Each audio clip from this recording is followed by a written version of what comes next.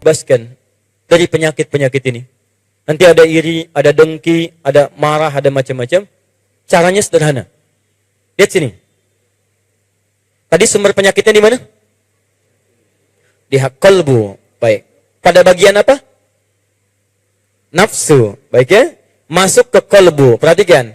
Sehingga nafsu itu membuat hati tidak tenang. Kita ingin tenang, penyakitnya hilang, hatinya tenang. Dalam bahasa Al-Quran, bahasa Arab, ketenangan hati disebut dengan tumanina. Bahasa kata kerjanya disebut dengan tatma'in. Ada rumus di Quran, kalau hati Anda ingin tenang, bebas dari penyakit, Quran surah 13 ayat ke-28. Saya sempurnakan dulu obatnya supaya sesuai dengan temanya. Lihat, Quran surah 13 Ar-Ra'du ayat 28. Ala bidzikrillahi tatma'innul qulub. Ini inti suratnya. Ar-Ra'du artinya kilat yang menyambar, halilintar. Kalau Anda dengar halilintar itu hatinya gelisah atau tenang? Gelisah, nggak tenang. Ada ujian datang seperti halilintar, menyambar-nyambar membuat Anda tidak tenang. Gelisah, nggak bisa tidur, nggak bisa makan, susah. Tapi ada orang yang dia punya obatnya. Mau ujian datang seperti halilintar, hatinya tenang. Apa itu obatnya? Ala bidzikrillahi tatma'innul qulub. Yakinkan pada dirimu, kalau Anda rajin berzikir kepada Allah, maka Allah akan jaga Anda dari penyakit hati dan tenang keadaan jiwa Anda. Apa zikir itu? Banyak. Saya turunkan sebelah kiri paling pojok itu. Itu turunannya. Teman-teman sekalian, sering menyebut nama Allah, itu adalah zikir. Fadhkuruni azkurkum. Anda sebut saya kata Allah, saya sebut Anda. Zikir. Bagaimana menyebut Allah? Bisa dengan pertama, Anda rajin berdoa. Quran surah ke-7 ayat 205. Wadhkur rabbaka fi nafsika tadarruan wa khifatan wa duna jahri minal qaul. Rajin berdoa. Kalau sedang tidak tenang, ibu berdoa. Teman-teman kalau ada penyakit, berdoa. Misal, datang setan lewat sombong. Sombong datang menghinggapi suami ibu. Misal ibu melihat, ibu berdoa kepada Allah. Ya Allah, mohon berikan petunjuk pada suami saya, Allah. Engkau titipkan suami saya kepada saya, bukan kepada perempuan yang lain. Saya mohon ya Allah, saya ingin dia jadi pendamping saya sampai akhirat. Jangan pisahkan kami di surga ya Rabb, saya mohon kepadamu.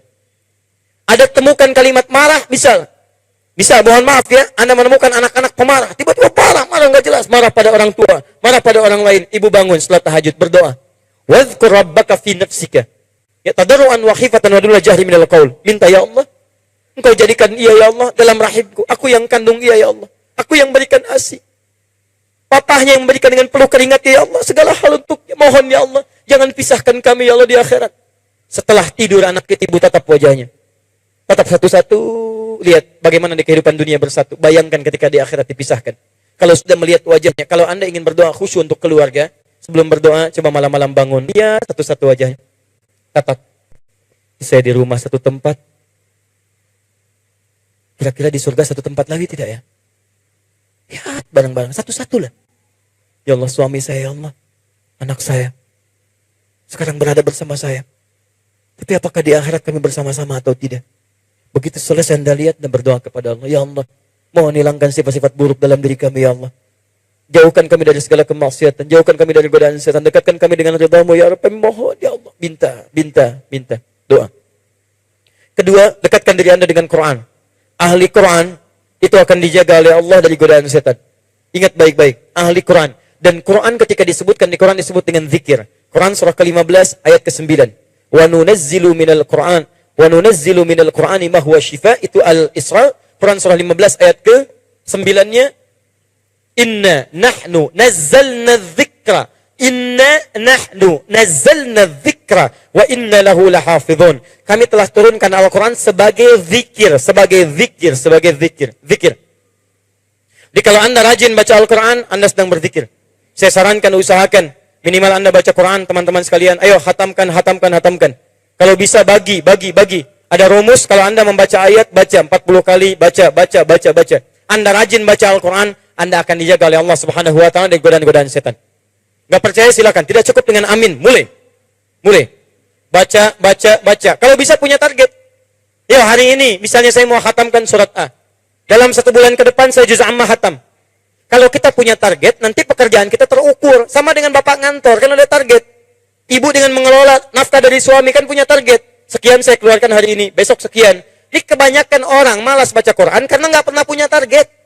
Saya tanya pada Anda, jujur jawab pada hati Anda. Berapa target Anda baca Al-Quran hari ini? Berapa ayat? Berapa surah?